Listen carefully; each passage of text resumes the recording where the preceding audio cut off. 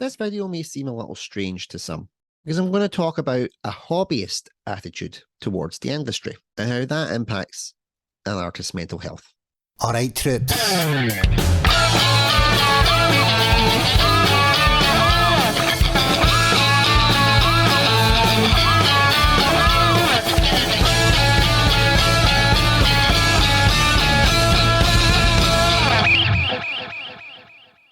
Again, I'm pretty sure you know what it means to be a hobbyist, but just for clarification, a hobbyist is a person who pursues a particular hobby very passionately. They're seen as being very interested in it and spend quite a lot of time on it.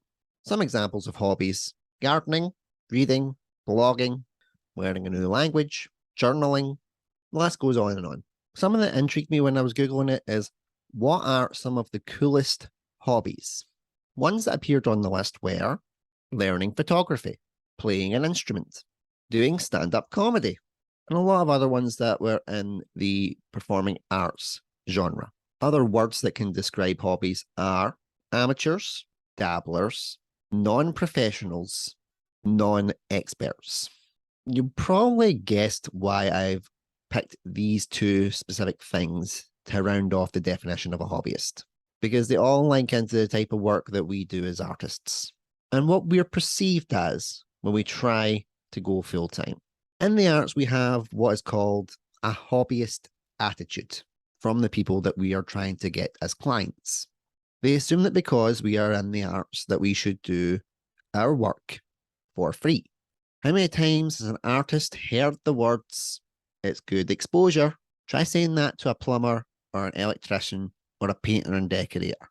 I dare you. Everybody has to make a living. Everybody has bills to pay. Everybody has a mouth to feed, some more than others. You shouldn't define what counts as a hobby based on your experiences in a professional industry. One of the reasons that I stayed in the 9-to-5 sector for so long was because I knew that people had this hobbyist attitude about my work. I'm good at what I do. I'm proud of what I do. And I put in 110% effort in everything I do in a performing arts genre. But when it comes to getting paid for it, I should be happy with the experience. Sure, experience is going to keep the roof over my kid's head. Experience will fill my kids' tummies with food.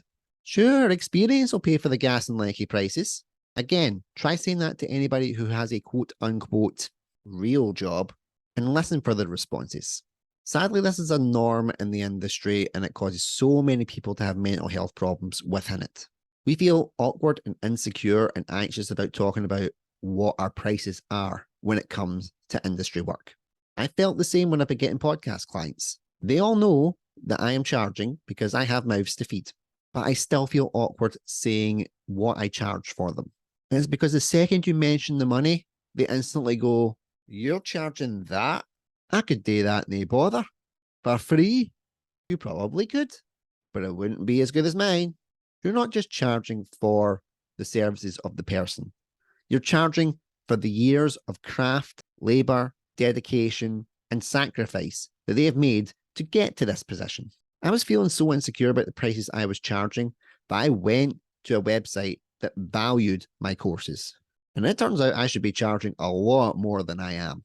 But because I've still got a reputation to build, I've stuck to the lower prices because I want to make sure that I get good testimonials from my clients. And then I can charge more. One of the things I don't like about the hobbyist attitude is that people think that you have to be in a 9-to-5 job that's making you miserable. Otherwise, it's not a real job. People don't think that my media company is a real job. People don't think my podcasts are a real job.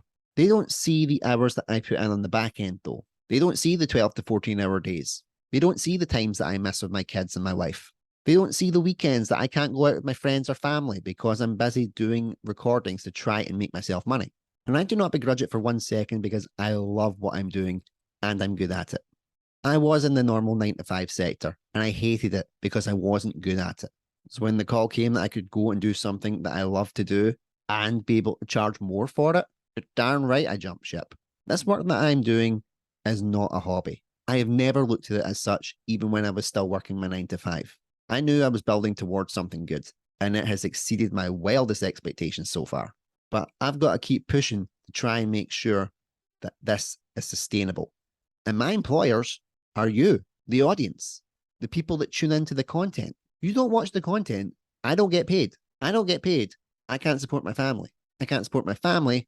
I'll have to go back to the 9 to 5 jobs. It's blunt, but it's true.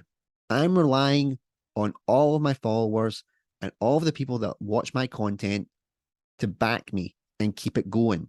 The amount of times that I heard, oh, why did you give that up? You were so good at it. You weren't willing to back me financially. If I don't have an audience, I can't do the work. So you will see lots of fundraisers come up. You will see me trying to plug merchandise. You'll see me trying to do some live events.